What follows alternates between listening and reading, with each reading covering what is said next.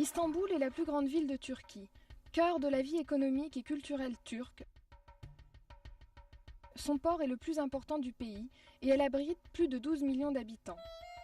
Les historiens racontent que la ville fut fondée par Byzas, un aventurier qui arriva par bateau au 7e siècle avant Jésus-Christ. Il s'y établit et baptisa le village du nom de Byzance. Byzance jouissait d'une position idéale sur le Bosphore, le vaste détroit reliant la mer Noire à la mer de Marmara et à la mer Égée. Un siècle plus tard, l'empereur romain Constantin Ier fit de Byzance sa nouvelle capitale impériale. Il ordonna à ses architectes de construire une grande cité avec de larges avenues, des jardins publics spacieux et de grands palais. Elle fut consacrée la Nouvelle Rome en 330 après Jésus-Christ et baptisée Constantinople en son honneur. Sa nouvelle capitale devint le berceau de cette croyance qui se répandait rapidement. 2 siècles plus tard, en 537 après Jésus-Christ, l'empereur Justinien le Grand inaugura son plus grand projet de construction, la basilique Sainte-Sophie ou Hagia Sophia. Érigée sur une colline surplombant le Bosphore, à l'emplacement exact où se dressait auparavant le temple païen de Byzance, l'immense église était considérée comme l'édifice le plus imposant et le plus somptueux au monde à cette époque.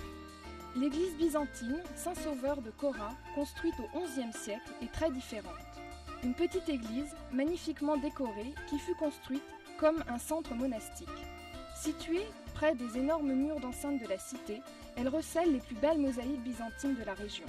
Les fresques de la chapelle Paraclésione sont le reflet d'un nouveau mouvement de l'art byzantin, rappelant celui de la Renaissance en Italie. L'église est maintenant transformée en mosquée. Près d'Hagia Sophia se trouvait l'hippodrome, lieu dédié aux distractions publiques, tournois, courses de chars et grands événements. Le long de sa ligne de division centrale subsistent des ruines du passé. Un obélisque égyptien en granit acheminé par bateau sur le Nil, une colonne en serpentine mordorée autrefois coiffée de 3 têtes de serpent, la colonne de Constantin recouverte de plaques de bronze brillant durant la période byzantine.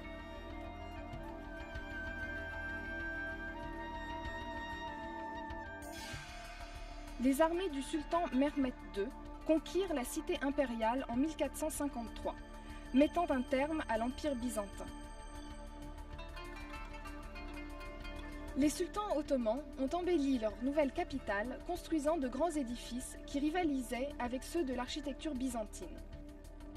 La mosquée bleue, construite sur ordre du sultan Ahmed Ier en 1616, fut érigée à côté de celle de Sainte-Sophie pour qu'on puisse comparer les 2 styles de construction.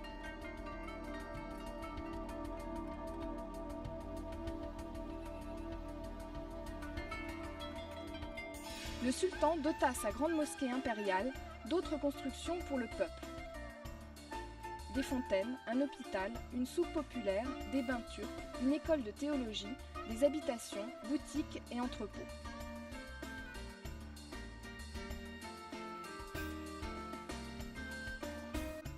Le palais Topkapi, connu des Européens sous le nom était la résidence de la famille impériale et le siège du gouvernement.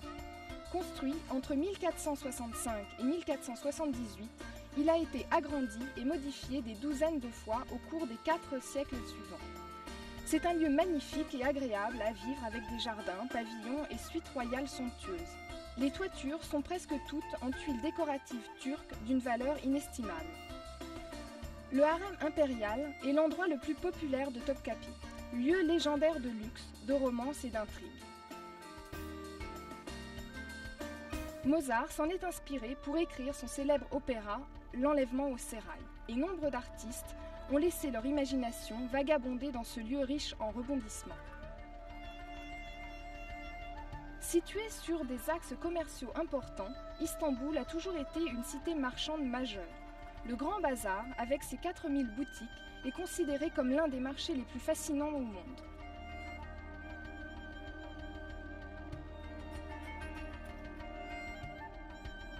C'est une vraie petite ville. Non loin de là, sur la Corne d'Or, on trouve le marché égyptien ou marché aux épices, réputé à l'époque ottomane pour ses épices exotiques et plantes aromatiques utilisées en cuisine ou dans la médecine traditionnelle. Couronnant une colline surplombant la ville, la Souleymaniye ou mosquée du sultan Soliman le Magnifique est la plus grande des mosquées impériales turques.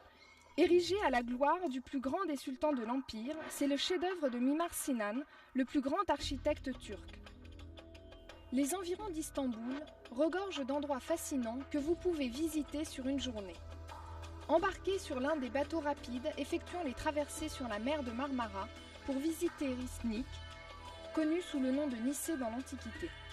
S'étendant sur les bords d'un vaste lac entouré de champs fertiles et de vergers ployant sous le poids des fruits, Iznik est réputée de nos jours pour son agriculture, mais elle est aussi chargée d'histoire romanesque.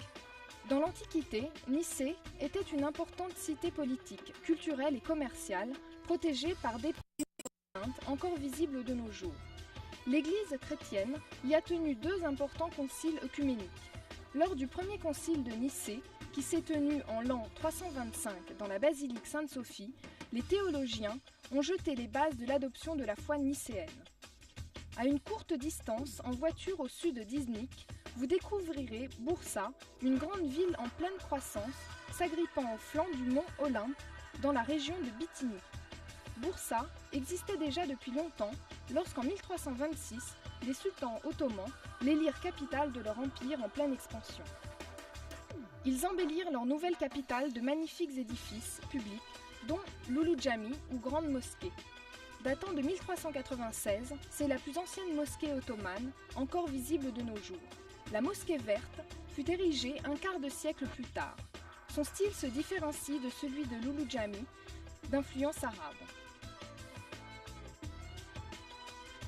Nous donne un aperçu des réalisations architecturales de l'ère ottomane durant les siècles qui ont suivi.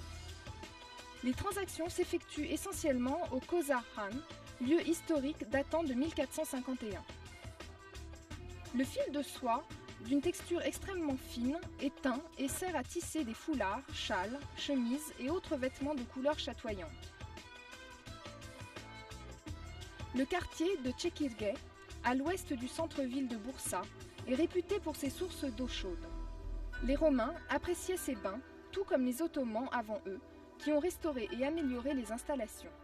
De nos jours, Çekirge est doté de nombreux hôtels modernes où les clients peuvent prendre un bain plaisant et vivifiant.